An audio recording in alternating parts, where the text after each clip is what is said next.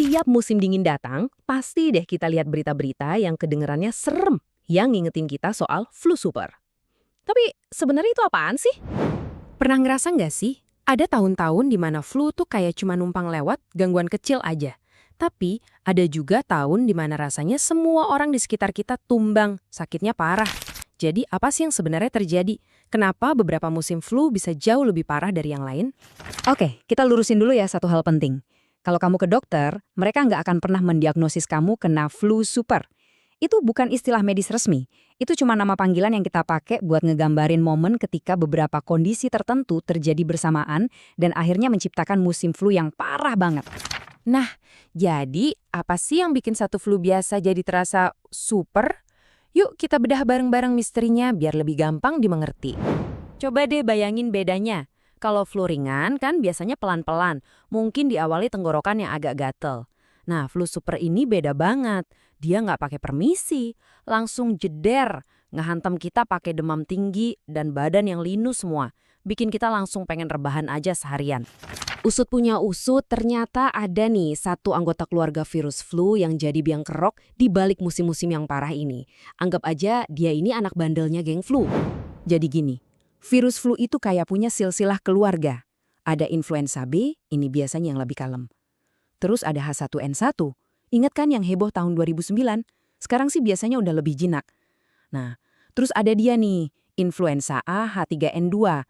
Ini dia yang hampir selalu jadi tersangka utama di balik musim flu super. Dan dampaknya ini bukan main-main loh. Data menunjukkan kalau H3N2 lagi merajalela, angka orang yang masuk rumah sakit tuh langsung loncat tinggi. Dan sedihnya, angka kematian terutama di kalangan orang tua juga ikut naik. Jadi H3N2 ini emang benar-benar gak bisa dianggap remeh. Tapi kenapa sih H3N2 ini parah banget? Rahasianya tuh bukan karena dia lebih kuat, tapi karena dia jauh lebih licik. Dia jago banget nyamar. Konsep ilmiahnya disebut pergeseran antigenik. Gampangnya gini deh, bayangin virus flu itu pakai semacam jaket protein yang coba dikenali sama tubuh kita. Nah, pergeseran antigenik itu momen ketika si virus ganti jaketnya biar kita nggak kena lagi. Prosesnya kira-kira begini. Sistem imun kita itu kayak satpam yang udah dilatih buat ngenalin jaket si virus flu. Tapi si H3N2 ini jagonya gonta-ganti jaket. Pas dia datang pakai jaket baru, satpam di tubuh kita jadi bingung sejenak. Loh, ini siapa ya? Nah, di saat satpam kita lagi bengong itulah si virus langsung nerobos masuk dan berkembang biak secepat kilat. Kita lihat contoh kasusnya di wabah tahun 2025 ya. Vaksin waktu itu dibikin buat ngelawan virus yang pakai jaket model J2. Taunya si virus pinter, dia ganti model jaketnya jadi model K. Hasilnya, hampir 90% virus yang nyebar itu pakai jaket yang nggak dikenali sama vaksin. Nah, inilah yang namanya ketidakcocokan vaksin, dan ini menjelaskan kenapa banyak orang tetap sakit parah. Nah, sekarang kita bahas bagian yang paling nyebelin. Udah demamnya turun, badan udah nggak sakit lagi, tapi ada satu yang ketinggalan. Batuk yang kayaknya nggak mau pamitan. Banyak orang bilang ini batuk 100 hari. Ya, bukan berarti benar-benar 100 hari juga sih. Tapi ini nunjukin betapa lamanya dan ganggunya batuk ini. Bisa berlanjut terus, padahal kita ngerasa udah sembuh. Dan ini bukan cuma perasaan kamu aja loh. Beneran ada istilahnya. Penelitian dari Queen Mary University of London mengonfirmasi kondisi ini, namanya flu panjang, yang punya kemiripan sama long COVID. Gejalanya itu bisa awet banget loh, lama setelah virusnya sendiri udah keok. Ada kutipan bagus banget nih yang ngejelasin apa yang terjadi di tubuh kita. Bayangin gini deh, virus itu penjajah dan tubuh kita itu medan perangnya. Nah, walaupun perangnya udah dimenangin dan virusnya udah pergi, medan perangnya alias lapisan paru-paru kita itu masih rusak dan meradang. Kayak tanah yang hangus kebakar. Batuk yang nggak kelar-kelar itu ya, efek dari kerusakan itu.